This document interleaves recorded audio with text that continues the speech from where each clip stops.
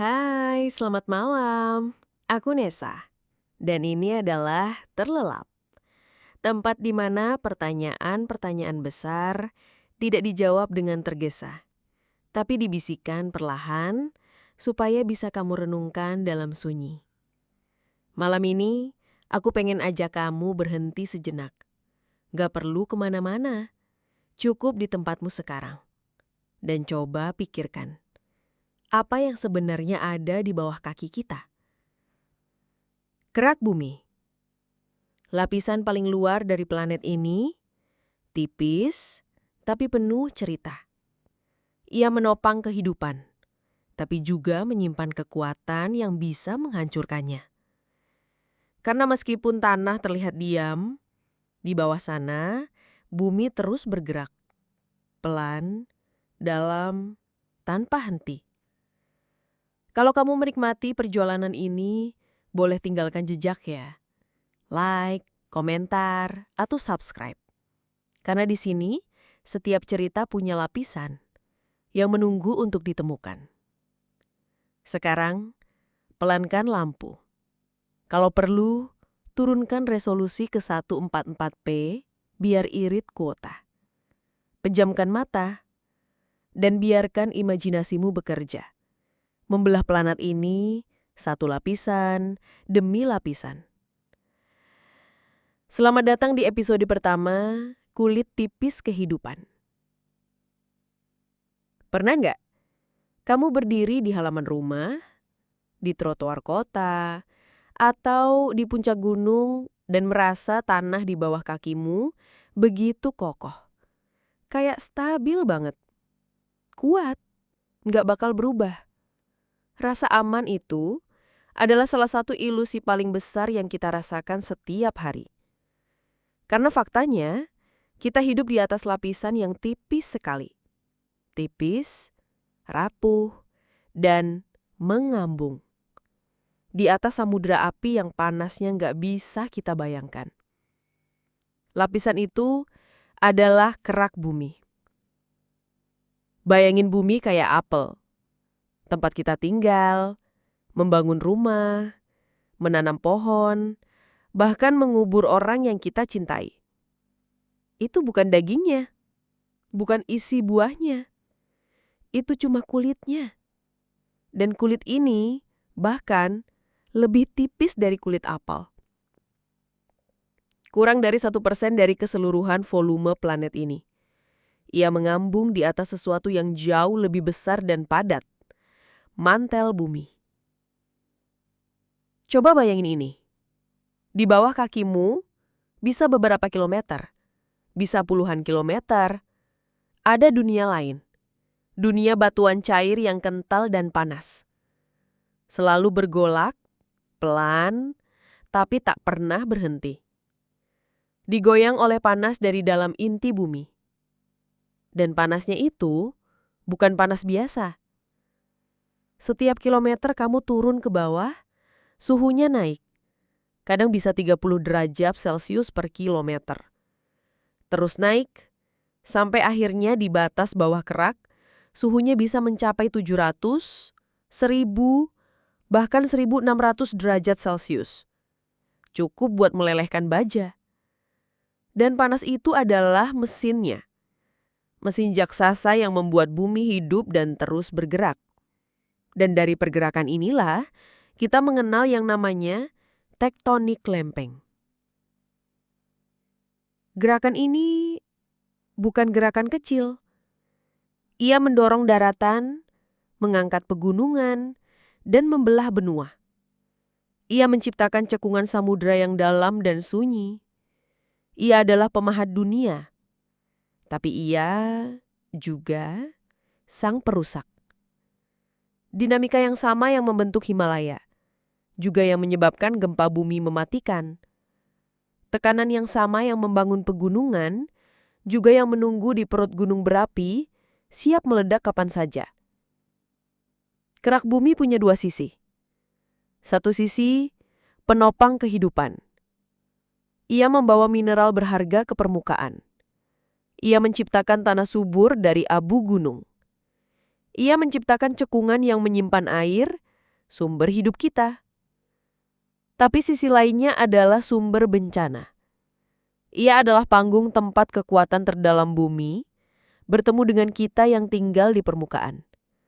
Dan kadang pertemuan itu berakhir dengan kehancuran. Gerak bumi itu aneh ya. Di satu sisi kelihatan kokoh dan stabil, tapi di sisi lain, ia adalah panggung dari ketidakpastian yang gak pernah selesai. Dan disitulah letak tantangan kita malam ini.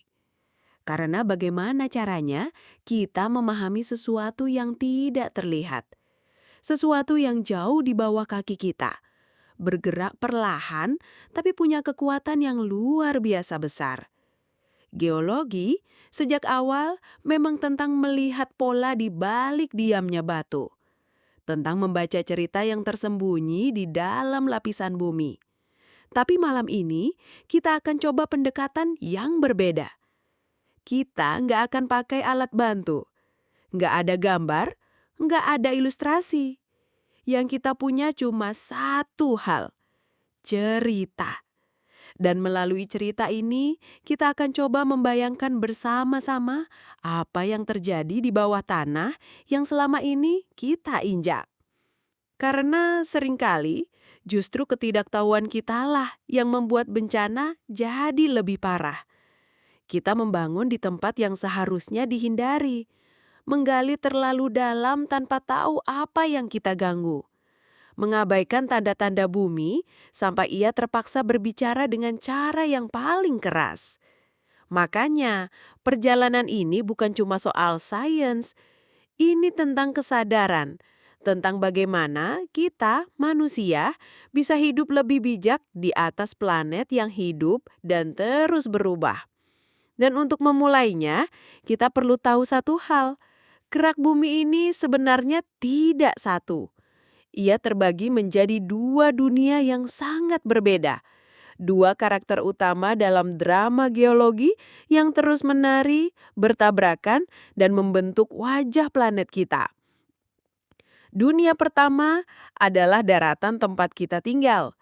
Dan dunia kedua adalah dasar samudra yang luas, dalam, dan gelap. Kerak benua dan kerak samudra. Cerita mereka, perbedaan mereka, dan bagaimana keduanya saling mempengaruhi, itulah yang akan kita jelajahi selanjutnya. Tapi sebelum kita masuk lebih dalam, coba kita renungkan dulu satu hal. Bagaimana kita bisa memahami sesuatu yang tidak bisa kita lihat?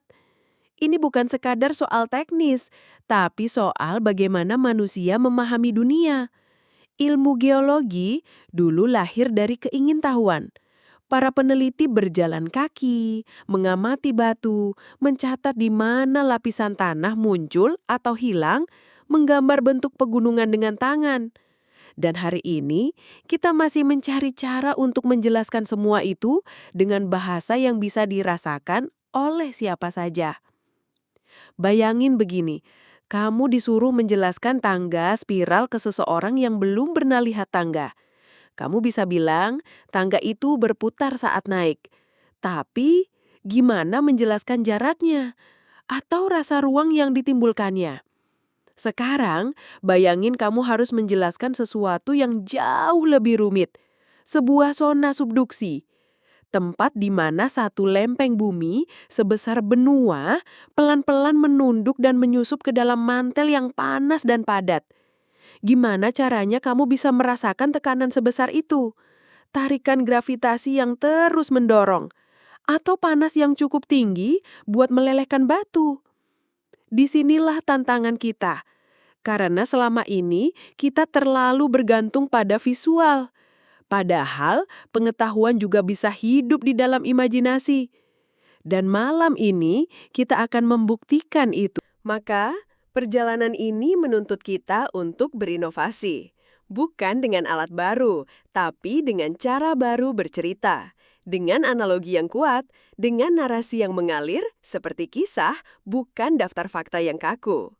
Kita perlu melatih ulang imajinasi kita, membangun kembali penglihatan mental yang bisa bikin kita merasakan bentuk bumi, seolah-olah kita menyentuhnya. Ini bukan cuma soal geologi, ini soal memperkaya cara kita memahami ilmu pengetahuan itu sendiri, cara yang lebih manusiawi, lebih menyentuh. Dan ada alasan kenapa ini penting. Kenapa semua orang, bukan cuma ilmuwan, perlu bisa membayangkan proses-proses ini. Karena ketika kita bisa merasakan ceritanya, kita akan lebih peduli. Sesar Lembang di dekat Bandung atau Sesar Semangko yang membelah Sumatera tidak lagi sekedar garis merah di peta, tapi jadi sesuatu yang hidup, sebuah kekuatan yang tertidur, yang suatu hari bisa terbangun. Pemahaman yang datang dari cerita punya kekuatan untuk mengubah kesadaran, dari pribadi menjadi publik, dan pada akhirnya mempengaruhi kebijakan. Kita bisa mulai menyusun aturan pemanfaatan alam yang lebih bijak, bukan karena dipaksa, tapi karena kita mengerti. Kita bisa merancang kota yang lebih tangguh, bukan karena takut denda, tapi karena kita tahu di atas tanah seperti apa kita tinggal. Penelitian ini yang akan kita urai bersama diharapkan bisa jadi jembatan dari data yang dingin ke kesadaran yang hangat, dari jurnal ilmiah ke pemahaman manusia. Dengan itu, kita bisa lebih siap, lebih sadar, dan mungkin bisa hidup sedikit lebih selaras dengan denyut planet ini. Jadi, dengan semangat itu, mari kita mulai perjalanan kita. Kita akan membedah planet ini, satu lapisan demi satu lapisan, hanya dengan kekuatan kata. Kita akan menggabungkan data dari puluhan tahun riset, dari jurnal ilmiah, laporan seismik, peta geologi, hingga arsip-arsip yang kadang terlupakan. Dari masa ketika teori lempeng tektonik baru dikenal, sampai temuan modern yang paling mutakhir.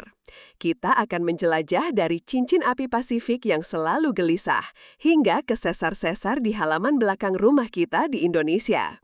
Kita juga akan mengunjungi wilayah eksploitasi besar seperti Afrika Sub-Sahara, Chile, dan Papua untuk melihat bagaimana manusia berinteraksi dan kadang berbenturan dengan kekuatan geologis yang luar biasa ini. Tapi ini bukan hanya soal fakta. Kita akan telusuri bagaimana pemahaman kita berkembang, bagaimana satu fenomena bisa terlihat sangat berbeda tergantung dari mana kita melihatnya. Setiap data yang aku bawa ke cerita ini sudah dipilih dengan hati-hati dari sumber primer, jurnal terindeks, data seismik resmi, dan diperkaya dengan konteks dari buku dan laporan kebijakan. Kita nggak akan bersandar pada opini dari media populer atau blog yang nggak bisa diverifikasi. Kita mau cerita yang bisa dipercaya. Dan kita akan coba sesuatu yang cukup berani, mencoba menjelaskan korelasi spasial tanpa peta. Misalnya begini, bayangkan ada sebuah garis retakan membentang dari utara ke selatan. Sepanjang garis itu, kota-kota tumbuh. Mereka datang karena tanahnya subur, karena ada air, tapi justru karena itulah penduduknya padat dan risiko jadi terkonsentrasi. Bukan merata, tapi terkumpul dalam satu koridor panjang yang mengikuti jalur retakan itu. Ini memang tantangan, tapi disinilah kita mendorong batas, mencoba cara baru untuk menyampaikan pengetahuan.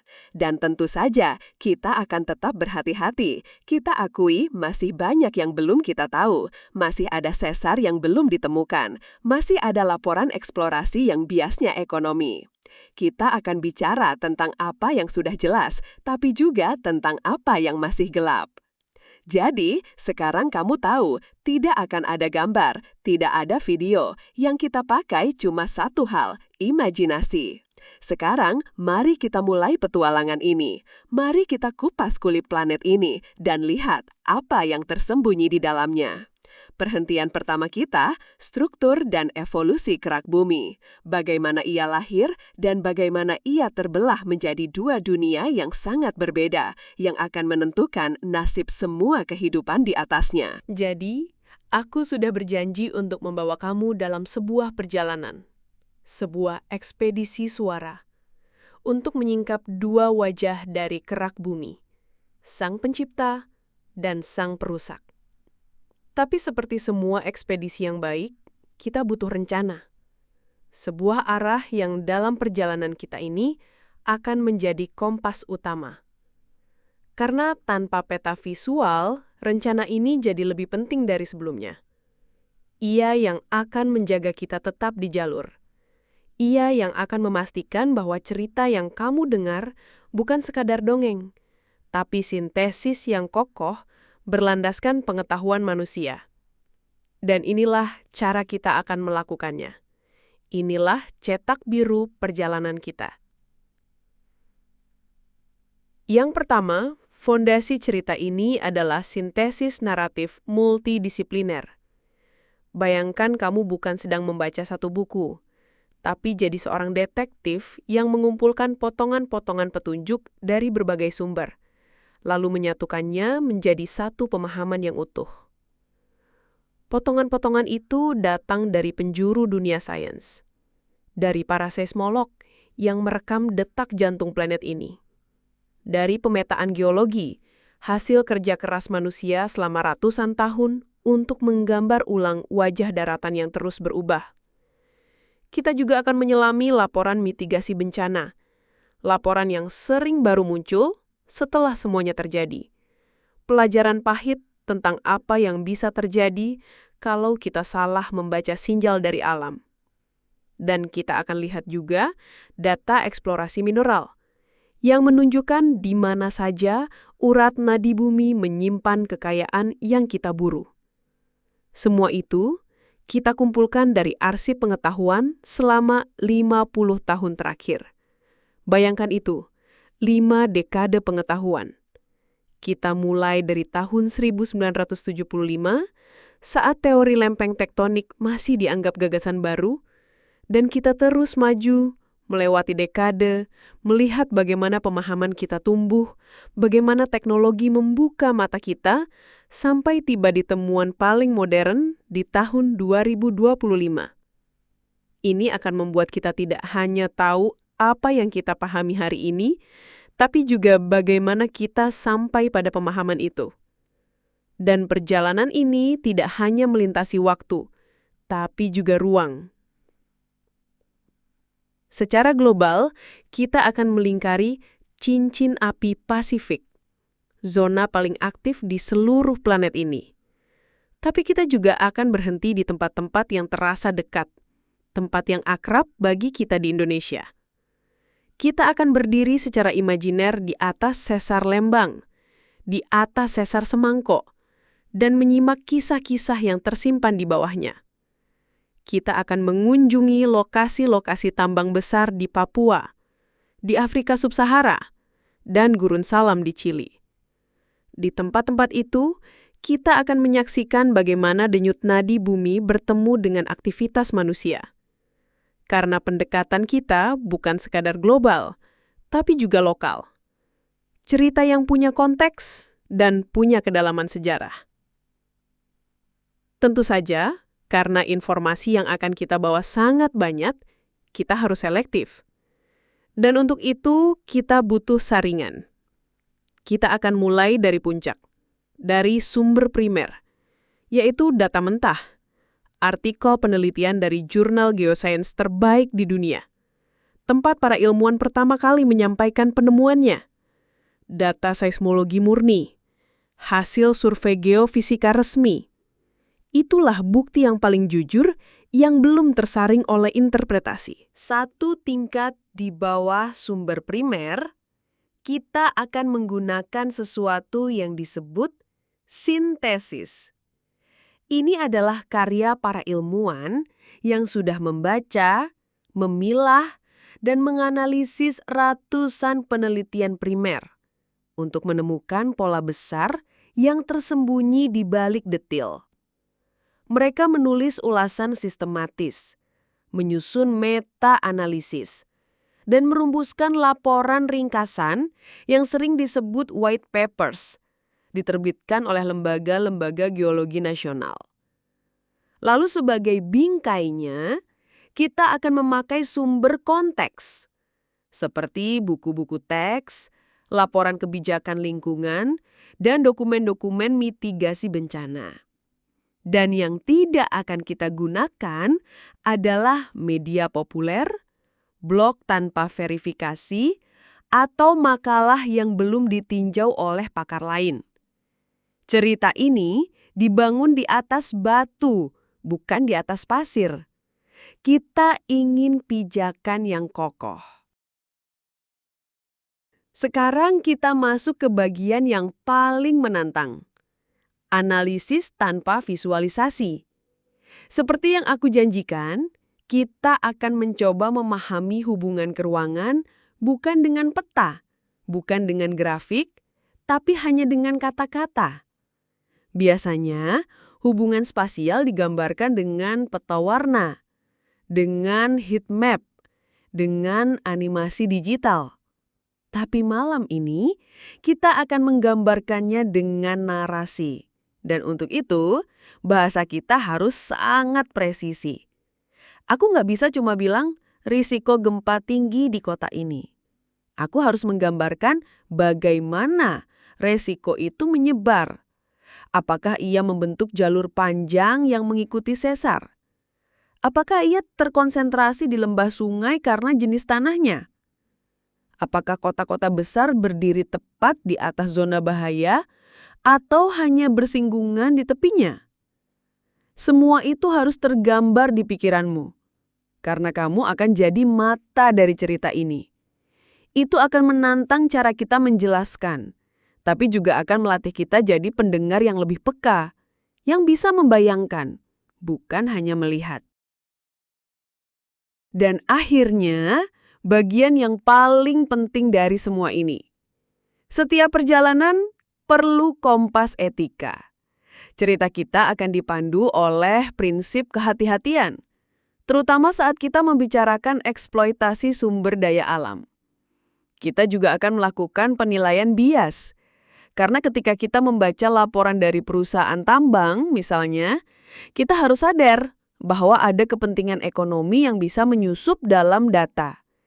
Jadi, kita akan selalu coba membandingkan dengan studi yang lebih independen, agar gambaran yang kita sampaikan bisa seimbang dan jujur. Dan yang paling jujur adalah ini, mengakui ketidakpastian. Karena ilmu pengetahuan bukan soal kepastian absolut. Ada data yang ambigu, ada sesar yang tersembunyi, ada margin kesalahan. Ada hal-hal yang belum kita tahu. Dan itu bukan kelemahan. Itu bagian dari kejujuran sains. Kita akan mengakui hantu-hantu itu. Bayangan samar dalam data. Yang belum jelas, tapi tidak boleh diabaikan. Karena berkata kami belum tahu, sama pentingnya dengan berkata kami tahu. Itulah kerangka kerja kita. Aturan main yang akan menjaga arah kita. Agar perjalanan ini tetap akurat, tetap bijak, dan tetap berpijak pada kebenaran. Sekarang, dengan kompas ini di tangan, kita benar-benar siap. Siap membuka chapter pertama dari inti cerita kita. Kita akan mulai dari awal, dari struktur paling dasar planet kita. Melihat bagaimana dua jenis kerak bumi terbentuk. Yang satu tua, tebal, dan ringan. Yang satu lagi muda, tipis, dan padat. Dan dari perbedaan itu, semua drama geologi dimulai. Cetak biru sudah di tangan. Kompas etika sudah terpasang. Dan sekarang, perjalanan kita yang sesungguhnya dimulai. Kita akan mulai dengan mengupas kulit planet ini. Kerak bumi, lapisan terluar yang padat yang selama ini menjadi pijakan kita. Tapi kesederhanaan itu menipu. Bayangkan sebuah selimut raksasa yang menyelimuti seluruh planet, namun tebalnya tidak merata. Di bawah samudra terdalam, ketebalannya mungkin hanya 5 hingga 10 km. Sangat tipis, rapuh. Tapi di bawah benua, kerak ini bisa mencapai 70 km. Dan di tempat-tempat ekstrim, seperti dataran tinggi Tibet atau pegunungan Andes, kerak ini menggembung, menjadi akar batu raksasa yang menusuk jauh ke mantel di bawahnya. Lapisan ini, dengan segala ketidaksempurnaannya, sebenarnya sedang mengapung. Ia mengapung di atas mantel bumi, dalam keseimbangan gravitasi yang halus, yang kita sebut isostasi. Tapi, cerita sesungguhnya tidak hanya soal tebal tipisnya. Cerita ini terletak pada fakta bahwa kerak bumi bukan satu entitas tunggal. Ia adalah dua dunia, dua karakter yang berbeda secara fundamental, dengan asal-usul, takdir, dan kepribadian yang bertolak belakang. Mari kita bertemu dengan mereka. Yang pertama adalah kerak benua. Anggaplah ia sebagai sang tetua, tua, bijaksana, dan kompleks. Ia adalah daratan tempat kita berdiri. Ketebalannya rata-rata 30 hingga 40 km. Komposisinya didominasi batuan granit yang kaya akan siliko dan aluminium. Kalau kamu membelahnya, warnanya cenderung terang, kemerahan, atau abu-abu pucat. Dan ia ringan. Densitasnya hanya sekitar 2,6 gram per sentimeter kubik. Itulah mengapa ia bisa mengapung lebih tinggi di atas mantel. Itulah alasan kita punya daratan. Dan ia sangat tua. Bahkan bisa lebih dari 1,5 miliar tahun. Batuan tertua yang pernah ditemukan di kerak benua seperti Akastak Gneiss di Kanada berumur sekitar 4 miliar tahun. Dan jejak mineral zirkon tertua berumur 4,4 miliar tahun. Hampir setua bumi itu sendiri. Ia adalah saksi bisu dari hampir seluruh sejarah planet ini. Lalu ada karakter kedua, kerak samudra. Sang pengembara yang fana. Muda, dinamis, dan terus-menerus didaur ulang. Ia adalah lantai samudra. Jauh lebih tipis, hanya sekitar 5 hingga 11 km. Komposisinya lebih gelap, didominasi oleh batuan basaltik, kaya magnesium dan besi. Tapi kunci terbesarnya ada di sini. Ia lebih padat. Densitasnya sekitar 3 gram per sentimeter kubik. Perbedaan kecil ini, hanya sepersekian gram, menjadi sumber dari seluruh drama tektonik di planet ini. Karena ia lebih berat, ia tenggelam lebih dalam ke mantel, menciptakan cekungan besar yang kemudian terisi oleh air, menjadi samudra. Dan usianya sangat muda. Rata-rata di bawah 200 miliar tahun. Bahkan batuan tertuanya hanya sekitar 280 juta tahun. Mengapa begitu muda? Karena ia terus lahir dan mati. Diciptakan di satu sisi bumi dan dihancurkan di sisi lainnya. Sebuah siklus hidup yang tak pernah berhenti. Perbedaan densitas inilah yang menentukan takdir mereka. Ketika sang tetua yang ringan bertemu dengan sang pengembara yang lebih berat, takdirnya sudah tertulis. Yang berat harus menyelam. Ia menunjam kembali ke mantel. Dalam proses yang kita sebut subduksi. Sebuah pengorbanan geologis yang melahirkan gunung berapi, gempa bumi, dan kelahiran kerak baru. Tapi dari mana mereka berasal? Cerita mereka dimulai sekitar 4,6 miliar tahun lalu, ketika bumi masih berupa bola magma cair yang membara di ruang angkasa. Saat permukaan mulai mendingin, sebuah kerak purba terbentuk perlahan. Sejak saat itu, bumi menjadi dapur sihir raksasa, memasak ulang materialnya lagi dan lagi melalui proses yang disebut diferensiasi magma. Bayangkan sebuah panci sup panas yang penuh dengan bahan-bahan kompleks. Saat mulai mendingin, tidak semua bahan mengeras bersamaan. Beberapa akan mengkristal lebih dulu, yang lainnya menunggu giliran. Dan dari proses perlahan inilah, lahirlah dua dunia, yang kini menopang dan sekaligus mengancam kehidupan di permukaan. Inilah yang terjadi di dalam dapur magma. Saat magma mulai mendingin, kristal-kristal mineral perlahan terbentuk. Proses pertama disebut fraksinasi kristal. Kristal-kristal ini memisahkan diri dari cairan magma induknya. Yang berat tenggelam, yang ringan naik ke permukaan. Lalu pengendapan gravitasi mengambil alih. Kristal yang kaya besi dan magnesium, lebih padat dan berat, turun perlahan ke dasar dapur magma. Sementara kristal yang kaya silika, yang lebih ringan, naik mengapung ke atas. Kadang-kadang magma juga mengalami asimilasi, Ia memakan atau melelehkan batuan di sekitarnya, mengubah dirinya menjadi sesuatu yang baru. Dari tarian kimia yang lambat dan rumit inilah, magma basaltik yang sederhana bisa berubah menjadi batuan granitis yang membentuk benua kita. Proses penciptaan ini terus berlangsung dalam siklus abadi, siklus akresi dan subduksi. Di tengah-tengah samudra, terdapat celah raksasa bernama Mid-Ocean Ridge. Dari sinilah, kerak samudra baru lahir. Magma naik dari mantel, mendingin, dan membentuk lantai samudra yang baru, mendorong kerak lama menjauh. Inilah yang kita sebut akresi. Tapi di sisi lain, kerak yang sudah tua, dingin dan padat, akan bertemu dengan kerak benua yang lebih ringan.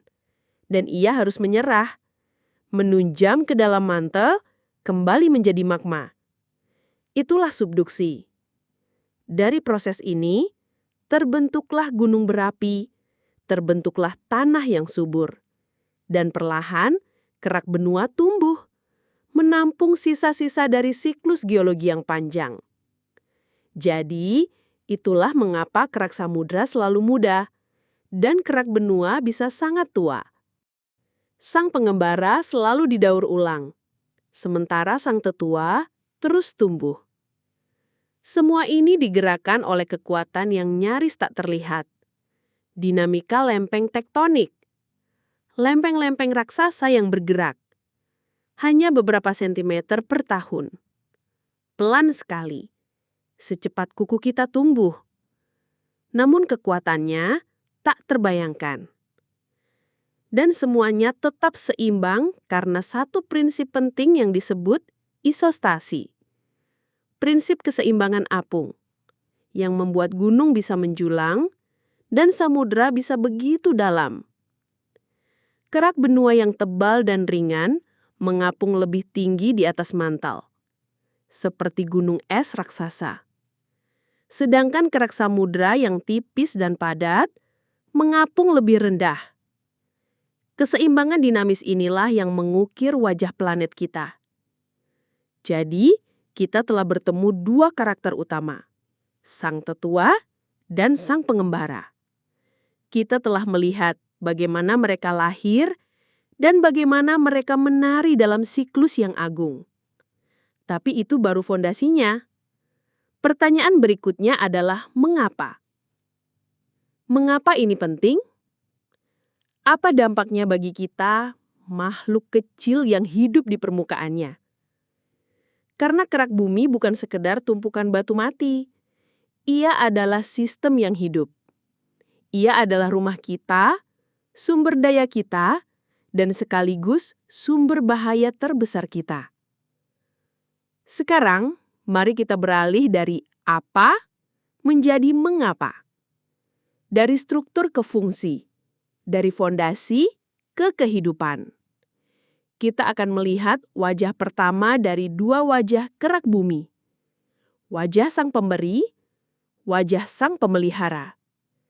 Dan kita mulai dari hal yang paling sering kita injak. Tanah. Tanah. Kita sering menyebutnya kulit bumi. Dan itu bukan sekedar perumpamaan. Itu kenyataan. Ia adalah lapisan paling tipis dan paling hidup. Campuran kompleks dari mineral, air, udara, bahan organik, dan miliaran mikroorganisme yang tak terlihat. Tanah adalah jembatan antara dunia geologi yang mati dan dunia biologi yang hidup. Ia adalah tempat segala sesuatu bertemu. Batu, air, udara, dan kehidupan. Dan darinya, tumbuhlah dunia yang kita kenal. Dan proses pembentukannya adalah sebuah kisah epik yang berlangsung selama ribuan bahkan jutaan tahun. Semuanya dimulai dari satu hal yang tampaknya sepele namun luar biasa penting, yaitu pelapukan batuan induk. Bayangkan sebuah batu granit raksasa yang baru saja terangkat dari perut bumi oleh dorongan tektonik. Kokoh, tajam, tak bersahabat. Ia belum bisa ditanami, ia belum bisa dihuni. Lalu alam mulai bekerja, perlahan, sabar, tapi tak pernah berhenti. Pertama, datanglah pelapukan fisik. Siang hari, matahari memanaskannya, membuatnya memuai. Malam hari, udara dingin membuatnya mengerut. Siklus ini terjadi setiap hari selama ribuan tahun. Retakan kecil mulai terbentuk. Air hujan masuk ke dalam retakan. Saat musim dingin tiba, air itu membeku, memuai, dan memaksa batu itu terbelah sedikit demi sedikit. Angin membantu, membawa debu dan pasir yang mengikis permukaan batu seperti amplas alam. Satu butir demi satu butir, lambat tapi pasti. Lalu datanglah pelapukan kimiawi. Air hujan yang sedikit asam karena menyerap karbon dioksida dari udara meresap ke dalam batuan. Ia bereaksi dengan mineral di dalamnya. Proses seperti hidrasi, karbonasi, dan hidrolisa mulai mengubah struktur kimia batu itu sendiri. Mineral yang keras pun melunak, nutrisi yang terkunci selama jutaan tahun perlahan mulai terbebas. Batu kapur larut melepaskan kalsium, felspar berubah menjadi lempung. Dan akhirnya, kehidupan ikut campur. Pelapukan biologi pun dimulai. Lumut dan liken tumbuh di permukaan batu yang mulai lunak. Mereka mengeluarkan asam organik lemah yang membantu mempercepat pelapukan. Saat mereka mati, tubuh mungil mereka menjadi bahan organik pertama. Mikroba datang, jamur, bakteri, dan akhirnya cacing mulai menghuni celah-celah kecil. Akar-akar tanaman yang lebih besar mulai menjalar masuk, memecah batuan dari dalam. Geologi menyediakan bahan mentahnya, biologi menyempurnakannya. Dari kombinasi inilah terciptalah tanah. Lapisan hidup yang bisa menyimpan air dan nutrisi. Tanah yang subur bukanlah kebetulan, ia adalah hasil tarian panjang antara batu dan kehidupan. Kerak bumi tidak hanya menyediakan tempat, ia secara aktif menciptakan lingkungan yang bisa dihuni. Tanpa tanah, tidak ada pertanian. Tanpa tanah, rantai makanan runtuh. Tanah adalah jembatan dinamis antara dunia yang padat dan dunia yang hidup.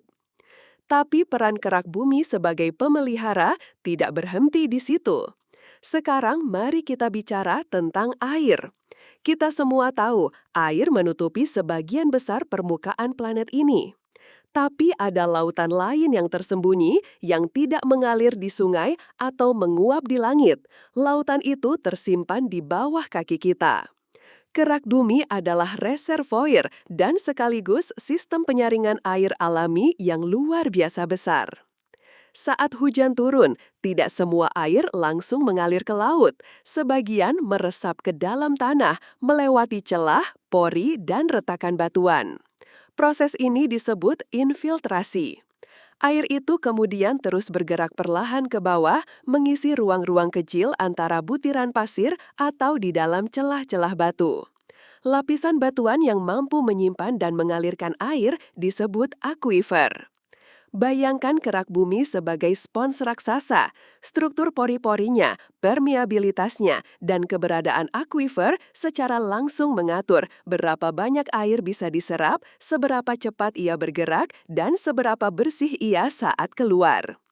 Air yang meresap melalui lapisan pasir dan lempung tidak hanya disimpan, tapi juga disaring. Kotoran tersaring, mineral tertentu bisa menetralisir polutan. Ini adalah sistem pemurnian air alami yang bekerja setiap saat tanpa henti. Tanpa kapasitas ini, bumi akan jauh lebih kering, banjir akan lebih sering, erosi akan lebih parah, dan miliaran orang akan kehilangan sumber air bersih. Dan tentu saja, kerak bumi adalah lebih dari sekedar tanah dan air. Ia adalah gudang harta karun. Sumber dari hampir semua bahan mentah yang membangun dunia modern kita. Pertama, mari kita bicara tentang sumber daya mineral. Di dalam lapisan-lapisan kerak bumi tersembunyi emas, nikel, timah, tembaga, besi, dan ratusan mineral lainnya. Batu dan logam ini kita gunakan setiap hari untuk membangun rumah, menyalakan listrik, menggerakkan kendaraan, bahkan untuk kosmetik dan suplemen yang kita konsumsi. Lalu, ada sumber daya energi. Di dalam cekungan sedimen, terkubur jauh di bawah tanah, sisa-sisa kehidupan purba berubah perlahan menjadi minyak bumi, gas alam, dan batu bara. Energi fosil ini telah menggerakkan mesin revolusi industri dan membentuk wajah peradaban modern. Namun, ada pula energi yang lebih tersembunyi. Jauh di kedalaman kerak benua, proses geologis ternyata juga menghasilkan hidrogen alami dalam jumlah besar. Sumber energi bersih yang potensinya masih terkunci dan belum sepenuhnya kita pahami. Dan tentu saja ada panas itu sendiri yang mengalir dari inti bumi, melewati mantel, menyusup ke dalam kerak. Panas inilah yang menjadi dasar dari energi geotermal. Namun, semua harta karun ini tidak tersebar secara acak. Letaknya bukan kebetulan. Ia adalah jejak langsung dari sejarah geologis planet ini. Biji logam misalnya seringkali terbentuk di zona pemekaran samudra atau di sekitar zona subduksi.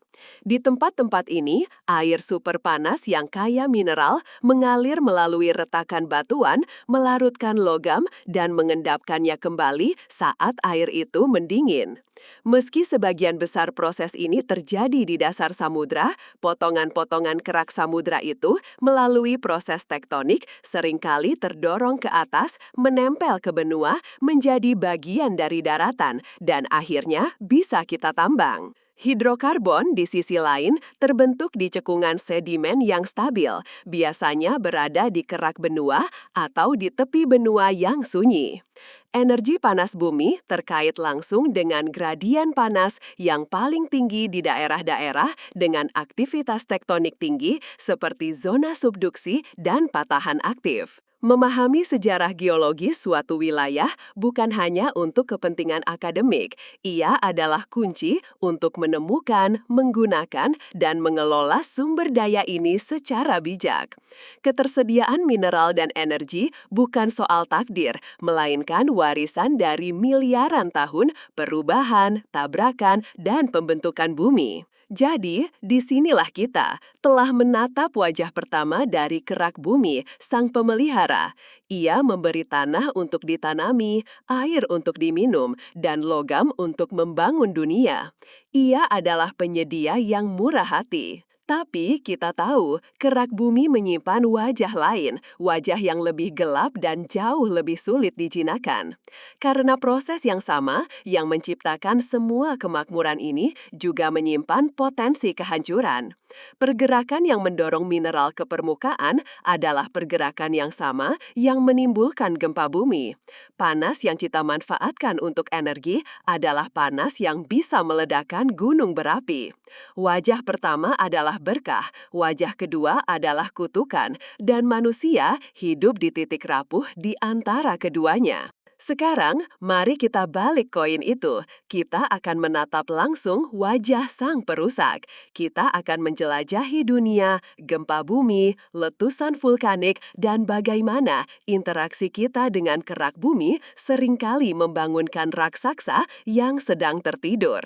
Bisikan dari kedalaman. Kita telah memuji kemurahan hati bumi, tanahnya yang subur, airnya yang bersih, dan gudang sumber daya yang luar biasa. Tapi setiap kemurahan ada harganya. Setiap fondasi ada garis retaknya. Dan sekarang kita harus menatap wajah itu. Wajah yang lahir bukan dari penciptaan, melainkan dari pelepasan.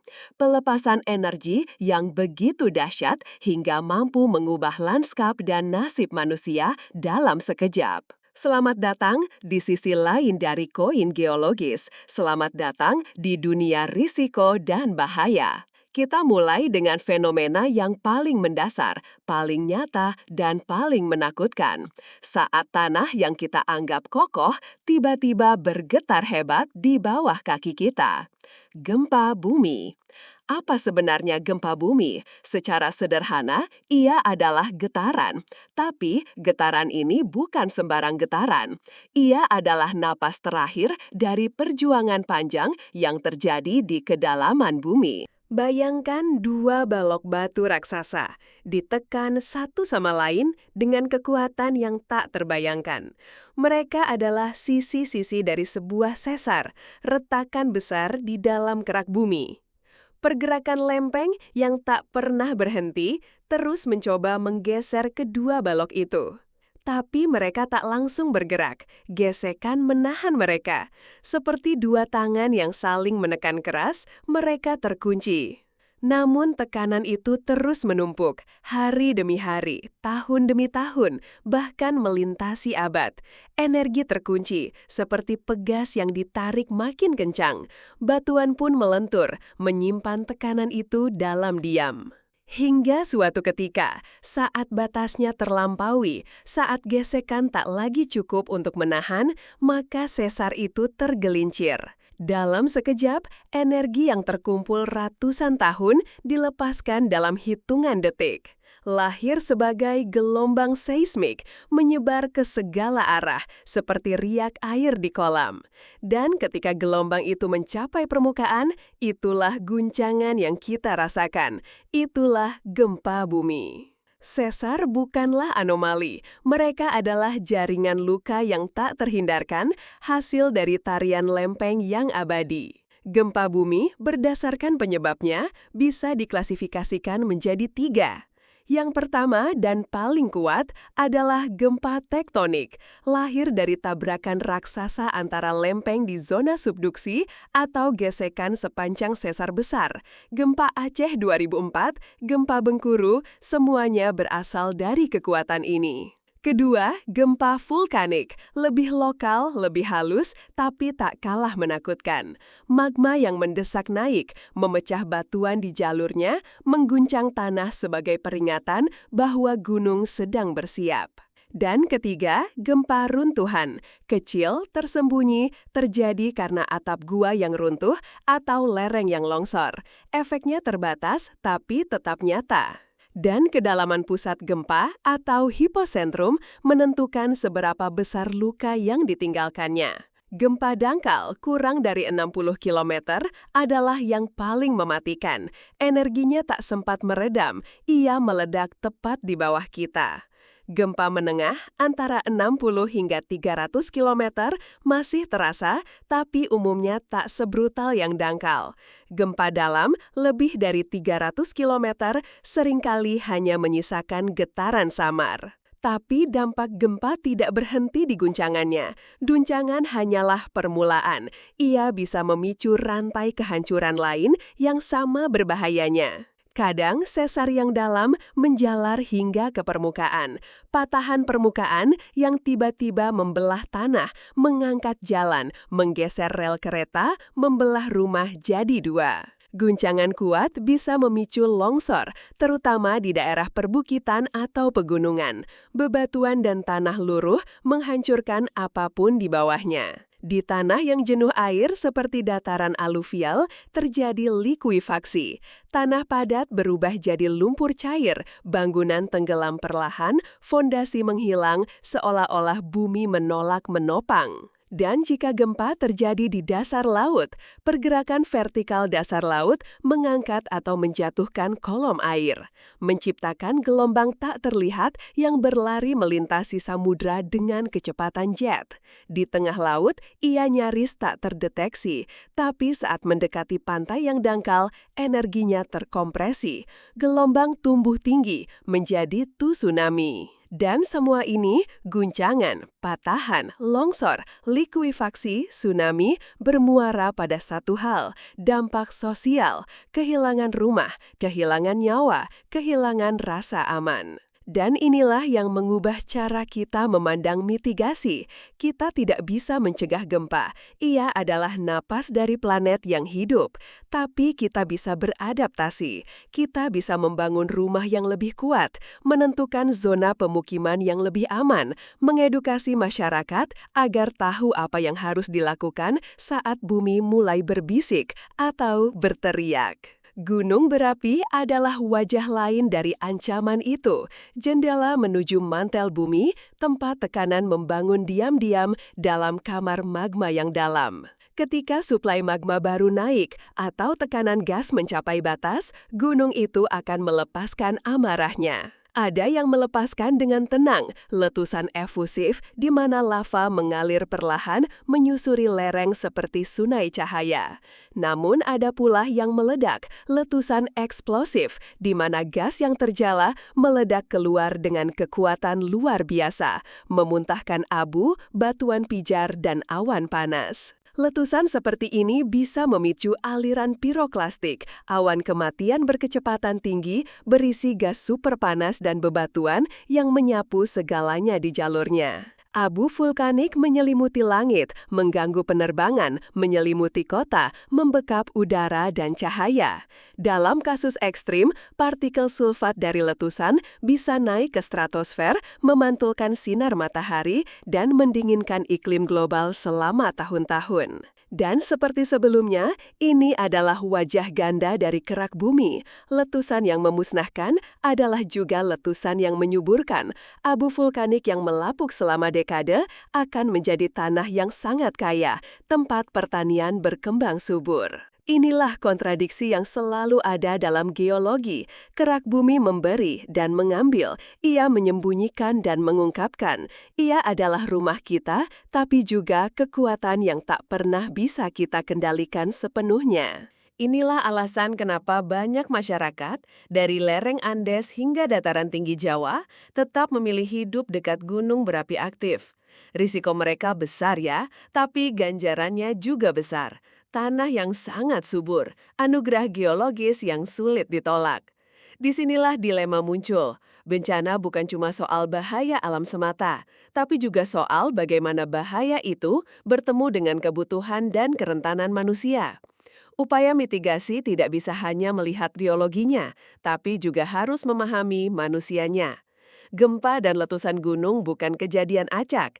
Ada zona-zona panas di bumi, tempat energi dilepaskan lebih sering, lebih besar, dan lebih mendadak. Sekarang, kita akan berjalan menuju zona-zona itu. Kita akan menyusuri garis api Pasifik dan melihat lebih dekat 2 sesar aktif di Indonesia, Sesar Lembang dan Sesar Semangko. Kita akan pahami bagaimana keduanya bekerja, seberapa besar bahayanya, dan bagaimana mereka mempengaruhi kehidupan di atasnya. Kita akan turun dari teori global ke risiko lokal. Mari kita mulai. Gempa bumi dan letusan gunung berapi bukanlah lemparan dadu geologi. Mereka adalah akibat dari lokasi yang berada tepat di batas-batas pertemuan lempeng tektonik di waktu yang pas atau salah tergantung sudut pandang. Tak ada zona yang lebih aktif dan lebih mematikan daripada sabuk tapal kuda raksasa di sekeliling Samudra Pasifik. Kita menyebutnya cincin api Pasifik. Bayangkan panggung pertarungan kolosal, di tengahnya lempeng Pasifik, di sekelilingnya lempeng-lempeng besar lainnya, Amerika Utara, Eurasia, Indo-Australia, saling bertabrakan dan menindih satu sama lain. Garis-garis pertemuan itu membentuk cincin api, membentang lebih dari 40.000 kilometer. Mekanisme utamanya adalah subduksi. Hampir di seluruh lingkarannya, lempeng samudra yang lebih padat masuk ke bawah lempeng benua yang lebih ringan. Hasilnya, palung laut terdalam di dunia dan rangkaian gunung berapi paling aktif. Statistiknya luar biasa, lebih dari 80% gempa terbesar terjadi di sini. Dari 25 letusan terdahsyat dalam 11.000 tahun terakhir, 22-nya berasal dari cincin api. Beberapa bencana paling mematikan berasal dari zona ini. Gempa dan tsunami Samudra Hindia 2004 yang menewaskan lebih dari 200.000 orang dipicu oleh subduksi di sudut selatan cincin api. Rekor gempa paling kuat dalam sejarah, magnitudo 9,5 di Chile tahun 1960 juga berasal dari sini. Dan Indonesia, dengan lebih dari 100 gunung api aktif, berdiri tepat di jantungnya. Ancaman di wilayah ini tidak sama untuk semua. Kedekatan dengan pusat gempa, kualitas bangunan, dan kesiapan sistem peringatan jadi faktor penentu. Tapi ada satu elemen yang tetap sulit diprediksi, yaitu besarnya tsunami. Sekarang kita akan mendekat dari skala global ke titik-titik rawan di negeri kita sendiri. Pertama, Sesar Lembang, retakan sepanjang hampir 30 km yang memanjang dari Padalarang hingga Jatinangor membelah sisi utara kota Bandung. Bandung sendiri berdiri di atas cekungan Danau Purba. Tanah di sini lunak dan karakter tanah lunak ini bisa memperkuat efek guncangan gempa. Di salah satu sisi cekungan itu, Sesar Lembang berdiam. Ia bergerak diam-diam. Data satelit menunjukkan pergeseran sekitar 4,7 mm per tahun. Gempa besar terakhir dari sesar ini terjadi sekitar 500 tahun lalu. Para ahli memperkirakan siklus ulangnya antara 500 hingga 600 tahun. Artinya, kita mungkin sudah berada di ujung siklusnya. Potensi magnitudonya diperkirakan mencapai 6,5 hingga 7. Jika itu terjadi, jutaan penduduk Bandung Raya akan merasakan guncangan sangat kuat. Tanah lunak akan memperparah semuanya. Ini bukan teori, ini skenario nyata. Sekarang kita geser ke Sumatera. Pulau ini memiliki sesar raksasa yang membentang dari utara ke selatan. Namanya Sesar Semangko atau Great Sumatran Fault. Jenisnya strike slip, artinya dua sisi sesar bergerak horizontal, saling bergeser ke samping. Sesar ini menjadi jalur pelepasan energi miring dari interaksi lempeng Indo-Australia dan Eurasia. Sesar ini telah menimbulkan deformasi besar dan sejarah mencatat gempa-gempa dahsyat sepanjang jalurnya.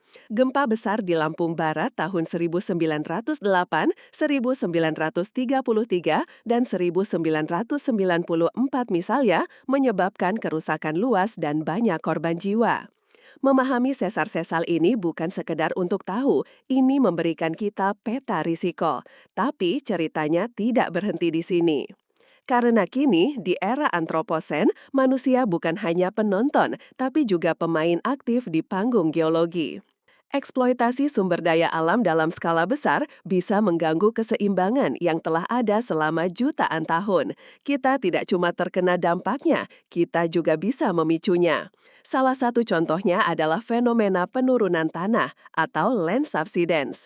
Ini terjadi ketika permukaan tanah perlahan amblas. Penyebabnya, kita mengeras isi perut bumi, mengambil air tanah, minyak atau mineral, dan meninggalkan kekosongan. Contohnya bisa kita lihat di 3 tempat. Pertama, dataran garam Atacama di Chile. Ini salah satu ladang litium terbesar dunia, bahan utama baterai mobil listrik dan perangkat elektronik kita. Untuk menambangnya, perusahaan harus mengekstrak air asin dari akuifer bawah tanah dalam volume masif. Hasilnya, akuifer tidak sempat pulih. Ruang-ruang di bawah tanah yang tadinya berisi air menjadi kosong, lalu memadat. Tanah di atasnya perlahan turun. Di beberapa area, penurunannya mencapai 2 cm per tahun.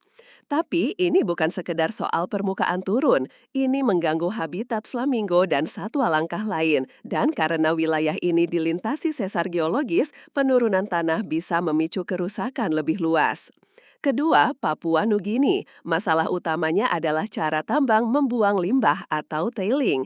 Banyak tambang emas dan tembaga yang membuang tailing langsung ke sungai atau laut. Ini menyebabkan erosi besar-besaran.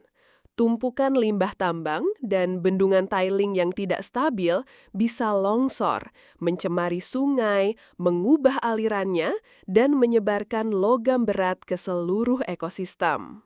Lalu ada Afrika Sub-Sahara. Di sini, meskipun data tentang penurunan tanah masih minim, dampak aktivitas tambang sangat jelas. Deforestasi, degradasi lahan, dan pencemaran air menjadi hal yang lazim. Pertambangan bawah tanah yang besar membutuhkan pengeringan akuifer dalam skala besar. Ini beresiko menurunkan permukaan tanah, bukan hanya di sekitar tambang, tapi di wilayah yang jauh lebih luas. Penurunan tanah adalah bukti langsung betapa rapuhnya kerak bumi terhadap intervensi manusia. Kita mengubah tekanan dan volume di bawah kaki kita, dan bumi merespons. Dan kadang respons itu datang cepat, bahkan meledak. Inilah yang membawa kita ke fenomena yang lebih mengkhawatirkan, seismisitas terinduksi, gempa bumi yang dipicu oleh aktivitas manusia. Kerak bumi dipenuhi sesar yang telah berada dalam kondisi genting. Mereka seperti benang yang tegang, menunggu satu tarikan terakhir. Aktivitas kita bisa jadi pemicunya. Mekanismenya beragam. Ketika kita menyuntikkan cairan seperti air limbah dari pengeboran minyak dan gas ke dalam lapisan batuan dalam, kita meningkatkan tekanan pori. Tekanan ini bertindak seperti pelumas, melemahkan gesekan antar batuan, dan memudahkan sesar untuk tergelincir. Sebaliknya, ketika kita mengekstrak cairan seperti minyak atau gas, tekanan pori menurun. Ini bisa menyebabkan batuan runtuh ke dalam, mengubah tegangan bawah tanah, dan memicu gempa. Bahkan penggalian tambang itu sendiri, dengan peledakan dan pengeboran, secara langsung menciptakan perubahan medan tegangan, membentuk retakan baru, atau mengaktifkan sesar lama yang tertidur. Mari kita tengok beberapa contoh nyata. Di Afrika Selatan, sebagian besar gempa terjadi akibat tambang emas yang sangat dalam.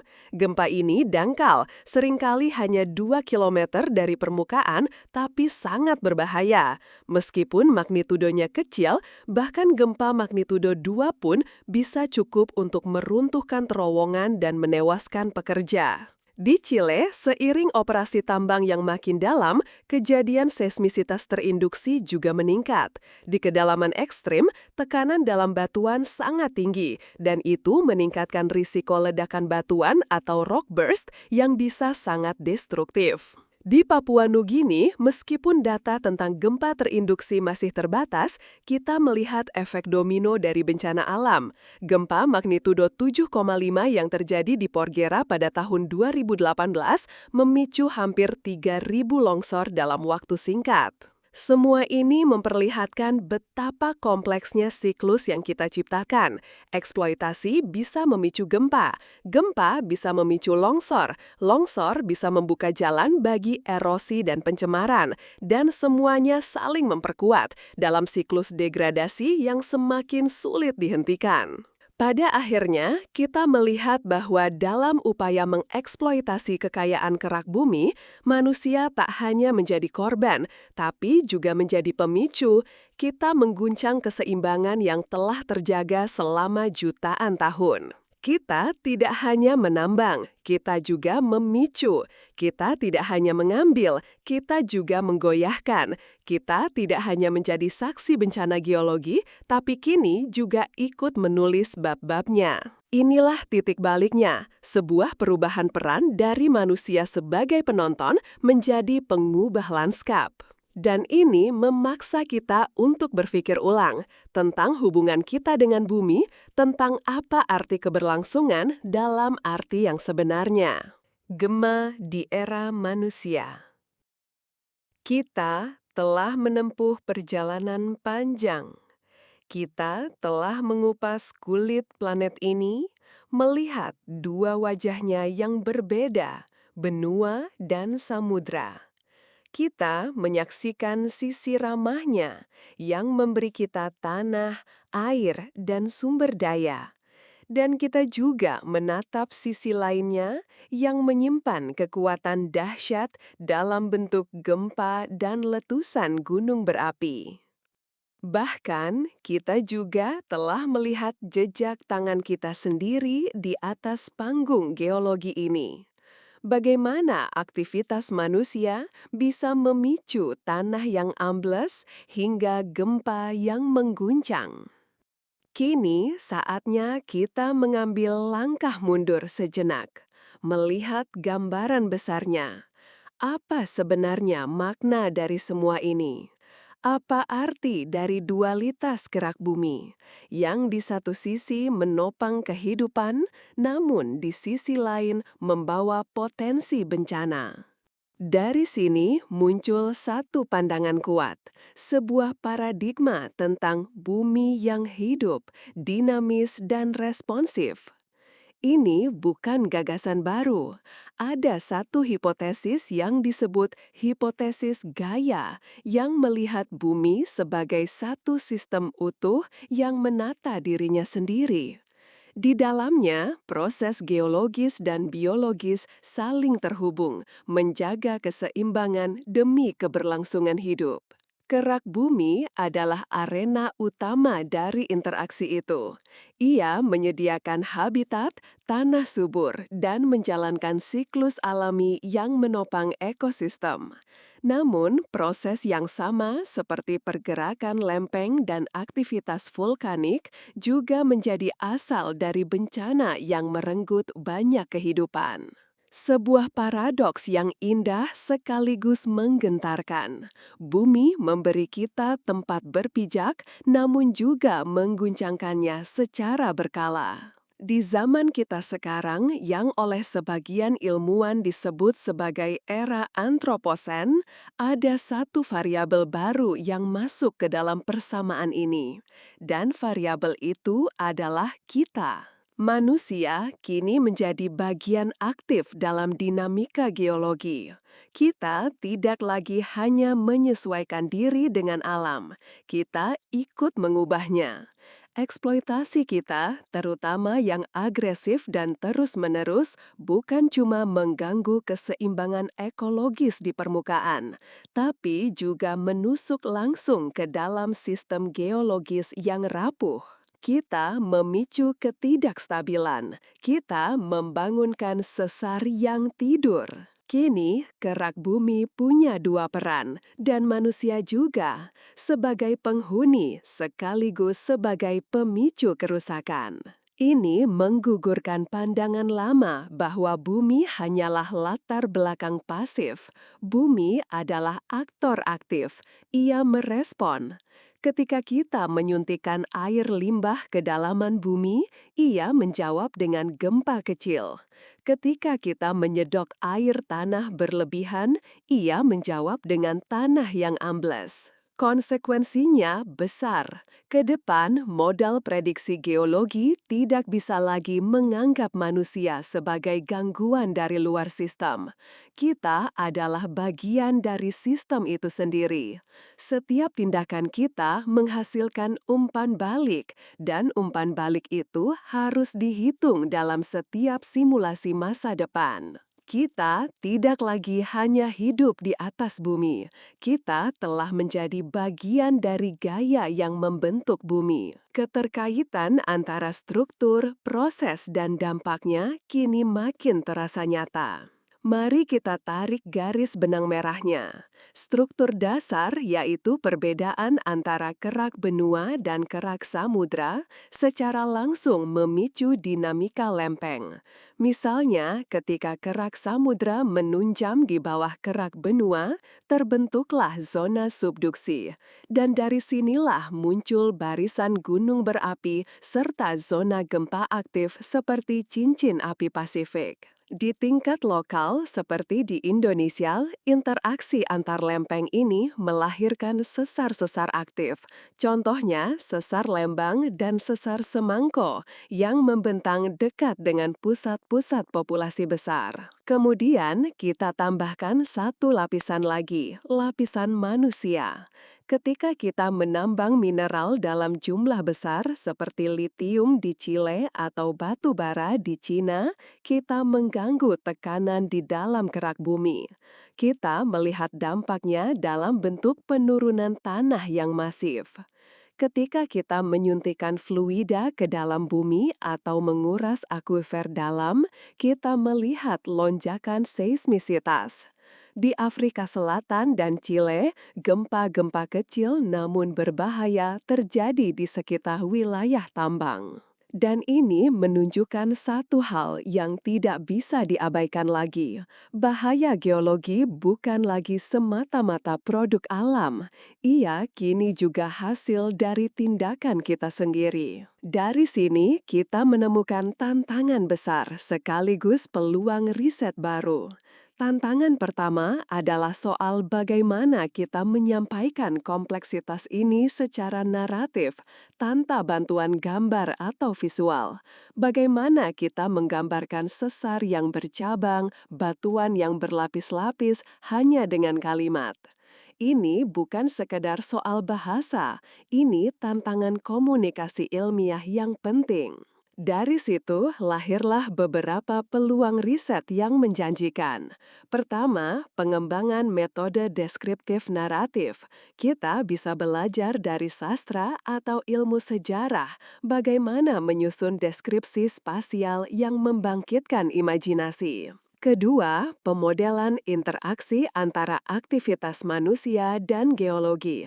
Kita butuh riset yang kuantitatif berbasis data yang mempelajari bagaimana ekstraksi air, tambang dalam, dan injeksi limbah mempengaruhi tekanan dan tegangan dalam bumi. Ketiga, integrasi data dari berbagai disiplin ilmu. Geologi harus bertemu dengan geofisika, hidrologi, bahkan ilmu sosial, agar kita bisa memahami risiko secara menyeluruh, apalagi di daerah padat penduduk yang berdampingan dengan zona rawan. Namun, dalam semua riset ini, kita tidak boleh lupa, data tidak pernah netral. Survei geofisika seperti seismik dan gravitasi memiliki keterbatasan resolusi. Kondisi permukaan bisa saja menyembunyikan apa yang terjadi di bawah tanah. Pergerakan sesar yang kecil bisa luput dari deteksi. Lalu, laporan eksplorasi dari perusahaan tambang bisa saja bias. Ada kepentingan ekonomi yang bisa mempengaruhi cara risiko disampaikan. Karena itu, membandingkan data dari sumber independen adalah langkah penting. Dan terakhir, kita harus terbiasa hidup dengan ketidakpastian. Kita harus belajar mengkuantifikasi margin kesalahan. Kita harus berani mengakui bahwa dalam peta bisa saja ada sesar yang belum pernah terdeteksi. Jadi, sampai di titik ini, kita sampai pada satu pemahaman besar. Kita hidup dalam jaringan sistem yang saling terhubung. Tindakan kita bisa menggema hingga ke perut bumi. Dan respons bumi bisa kembali mengguncang hidup kita. Memahami jaringan ini bukan lagi tugas para ilmuwan semata. Ini adalah kebutuhan kita bersama. Dan dalam bagian terakhir nanti, kita akan merangkum semua yang telah kita pelajari. Kita akan kembali ke hipotesis awal dan kita akan menyusun langkah konkret yang bisa kita ambil sebagai individu, sebagai masyarakat untuk bisa hidup lebih bijak di atas planet yang terus bergerak. Kesimpulan, kita telah sampai di akhir perjalanan kita, menjelajahi kerak bumi, dari struktur dasarnya hingga peran manusia di dalamnya. Berikut adalah 5 temuan kunci yang bisa kita bawa pulang. 1. Kerak bumi memiliki 2 wajah, sebagai penyangga kehidupan dan sumber bencana alam. Ia memberi kita kesuburan dan sumber daya, tapi juga menyimpan potensi gempa, tsunami, dan letusan. 2. Perbedaan antara kerak benua dan samudra adalah kunci dari dinamika tektonik. Perbedaan ini menciptakan zona-zona aktif seperti cincin api Pasifik dan sesar-sesar di Indonesia. 3. Aktivitas manusia kini ikut ambil bagian dalam proses geologis. Penurunan tanah dan gempa terinduksi menunjukkan bahwa kita bisa memicu instabilitas yang sebelumnya alami. 4. Bahaya geologi tidak lagi murni alami. Kita memperparahnya lewat eksploitasi berlebihan dari pertambangan, ekstraksi air tanah, hingga pembangunan di zona rawan. 5. Kesadaran akan struktur dan proses kerak bumi adalah kunci mitigasi. Tanpa pemahaman, kita membangun di tempat yang salah dengan cara yang salah dan akhirnya memanen bencana. Berikut, kini kita menyadari bahwa kita tidak hanya tinggal di atas bumi, tetapi juga turut mengubahnya. Kerak bumi adalah kulit planet yang hidup. Ia bernapas, bergerak, dan bereaksi. Ia tidak membenci kita, tapi ia juga tidak memihak. Ia hanya merespons. Dan mungkin dengan pemahaman ini, kita tidak perlu takut. Justru kita bisa belajar untuk hidup lebih selaras. Untuk membangun bukan hanya dengan batu dan baja, tapi dengan pengetahuan dan rasa hormat. Saya, Nessa dari channel Terlelap, dan ini adalah Kerak Bumi, Jejak di Atas Api. Kalau kamu ingin mengusulkan topik lain, entah soal geologi, astronomi, sejarah, atau kebudayaan, silahkan tulis di komentar. Sebisa mungkin akan aku riset dan kita bahas bersama, perlahan, seperti biasa, dengan tenang. Dan kalau dalam penjelasan tadi ada kesalahan data, pengucapan, atau hal-hal yang kurang tepat, aku akan sangat berterima kasih kalau kamu mau mengoreksi di komentar. Aku masih belajar dan selalu ingin memperbaiki. Terima kasih telah mendengarkan.